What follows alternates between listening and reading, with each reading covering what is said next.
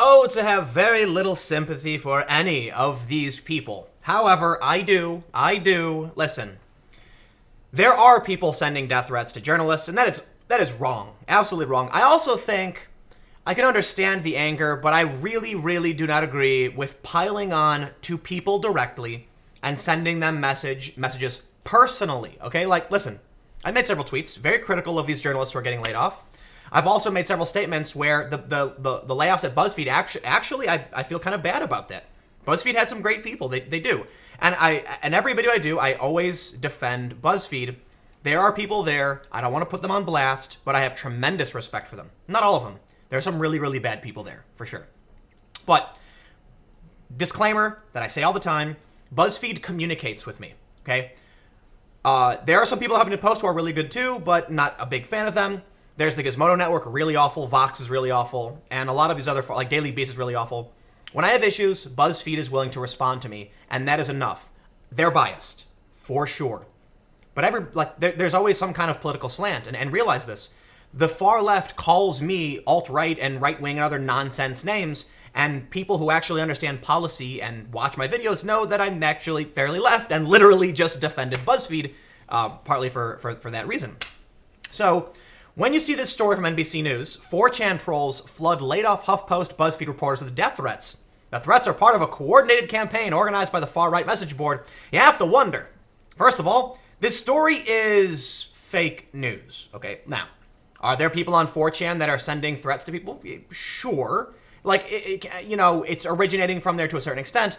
But a lot of this is just Twitter. It's like, well, welcome to Twitter. There are people who are going to send you messages. Like, they think this is coming from some, like, far-right conspiracy. And this is what they'll do.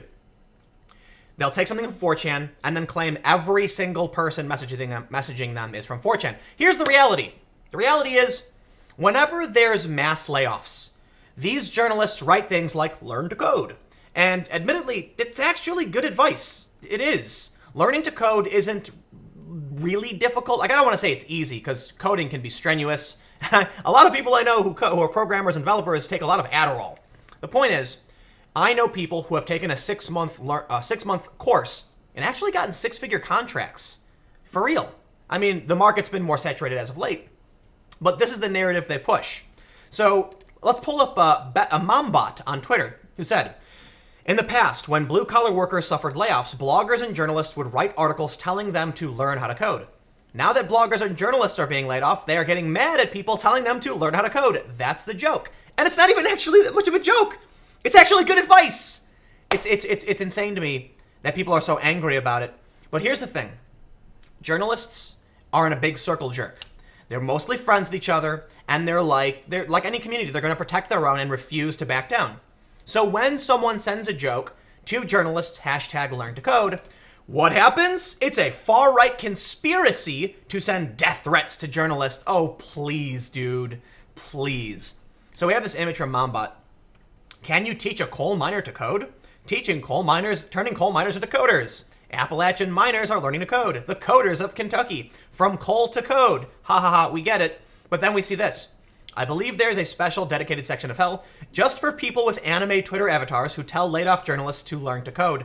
How can you be so oblivious? But not only that, where's your goddamn sense of humor? I would laugh. If a bunch of people started messaging me that, I'd be like, that's really funny. Like, it's also funny, like, when people are talking smack about me, they'll call me, like, Pim Tool. That just, like, I don't understand if that's an insult or whatever, but I listen, people. I am an independent personality. My career is based off of building a following and producing content, and marketing is extremely important to any business. If you want to tweet about me nonstop, that only makes me feel good. Like, they don't understand this. Like Chapo Trap House, those people, like, post about me on the Reddit all the time, and I laugh. Like, I'm smiling, genuinely. Like, I don't care.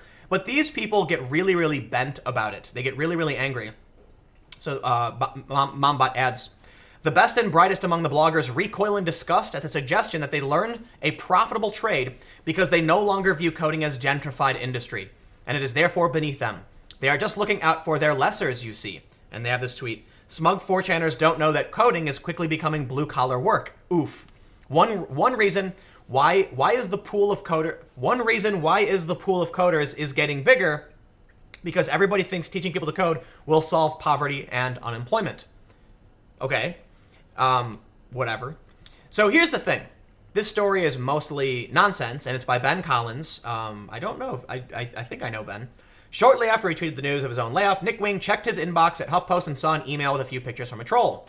Yes, some of these people are getting death threats. That's awful. And some of these people, like some people have commented on my videos with death threats. Not cool. Not cool at all. Never do that. Like, you know what? People are going to do it. I can't do anything about it. But it's literally illegal, so you shouldn't.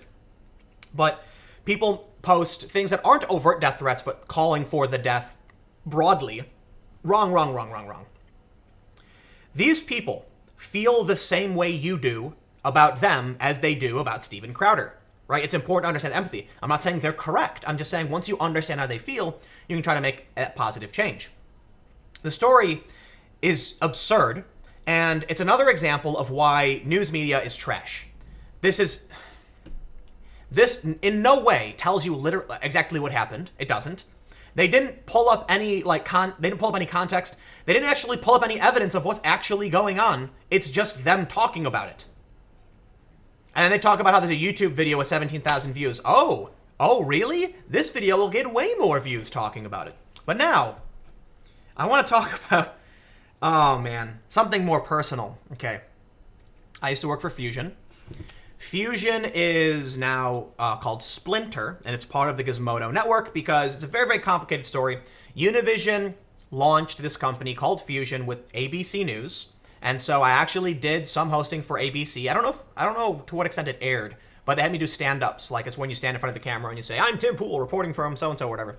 And I don't think I did anything specifically with Univision because they're Spanish. I worked for this company. Univision then bought Gizmodo. Huge mistake. They're not trying to sell it. They can't. Fusion collapses. They rebranded as Splinter. The Fusion television channel, I believe, still exists. They rebrand Fusion as Splinter, and now it's a far-left fake news website. And when I say fake news, it's because it's a skeleton crew that doesn't do any fact-checking. It's just bloggers writing about how they're pissed off.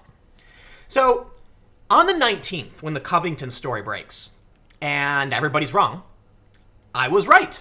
And shortly after, within a few days, the media follows. But I tweeted that activists had selectively snipped the video, and from this, some blue-checky Twitter starts making fun of me.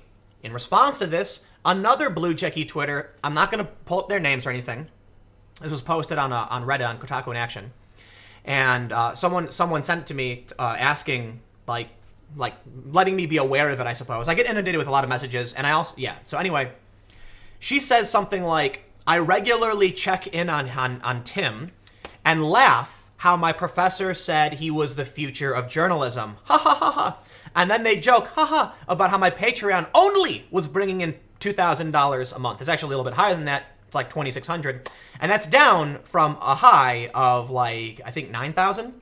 The number was public at one point, and then I publicly said what it was, as did Rubin and Peterson when everyone got off the platform to like show what it is. So the funny thing about it is they're laughing at me, mocking me, and this woman is laughing at how all of these journalism professors talked about how Tim Pool was the future of journalism, and I don't see any evidence that isn't the case, because shortly after, this journalist was laid off from their job, and they're broke.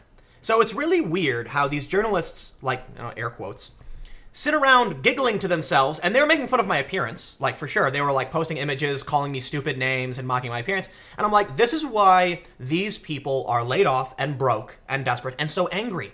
For one, they don't know how business works. If you think Patreon is my only source of income, you need to understand how businesses work.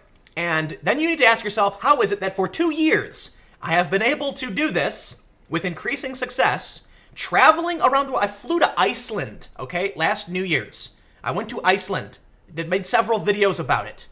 It's like, you claim to be checking in on me. Did you ever ask yourself how I'm able to, like, fly around the world doing these sorts? I went to Spain for the Barcelona protests, okay? I was in the UK several times, flew to Sweden, and I flew to Iceland for New Year's and made several videos there. Like, they think they can look at my Patreon and say, aha, that proves it. And they do the same thing with Rubin and Peterson. They look at their Patreon and say, look how much money they're making. Yeah, well, listen. Dave and Jordan did, like, a bunch of tours, selling out theaters and, I think, stadium. I don't know how. They sold, like, a really big venue. Jordan Peterson's got a best-selling book. But these journalists don't understand that when you run a business, you have multiple sources of revenue. They don't get that. So the pure irony is that they're snooty and hoity-toity, and they think they're so much better than everyone else. But it's also kind of a paradox, where they claim to be fighting for the working class, but here we have two privileged white people making fun of the mixed-race person who no longer works for a corporate company, for a corporation, for not making enough money. I love it. And then a few days later, they themselves are laid off. And sure enough, my business is booming. I'm expanding. We're going to be launching a new show on the Subverse channel coming up in the next week or so. That's going to be almost no opinion. The point is to do top news stories and analysis, breaking them down and trying to suss out, get rid of the bias. We're not going to be perfect. It's just we're going to try and do. I've invested in a mobile production studio. The future of journalism never looked better. So I'll say this, not directly to them because I don't care who they are. I don't know who they are. The journalism professors who repeatedly called me the future of journalism, I have to say they were right, because across the board, all of these companies are laying people off while I'm doing better and better and expanding. So what does that say? You want to make fun of me, you want to rag on me all day and night, by all means, you're free to do so. But it's just a silly waste of your time. And perhaps if you spent more time focusing on what's actually going on in the world and how you can improve yourself and trying to learn how to start a business, maybe you wouldn't be laid off and desperate. Well, that's the new world. I'm going to end by saying this. I do have some sympathy for those who are losing their jobs. Many of these people, I think, are actually okay people. They're not all evil. That's just unfair. However, you want me to have sympathy, and then you have this person, the opinion writer from Huffington Post saying journalists don't smear journalists when they're down.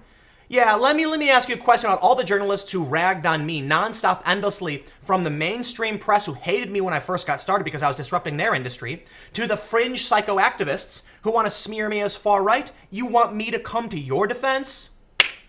I'm out of here. Good luck. You've earned it.